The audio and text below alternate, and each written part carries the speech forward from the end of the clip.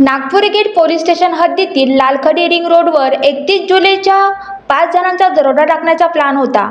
अशात त्याचवेळी Nagpur gate dB पोलिसांनी तिघांना ताब्यात घेतले होते, तर दोघे पसार झाले होते.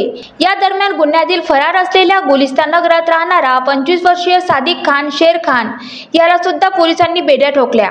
फरार आरोपी हा इतवारा बाजार येथील मटन मार्केटमध्ये अंधारात लपून बसला आहे, अशी माहिती मिळताच पोलिसांनी सापळा रचून त्याला ताब्यात घेतले.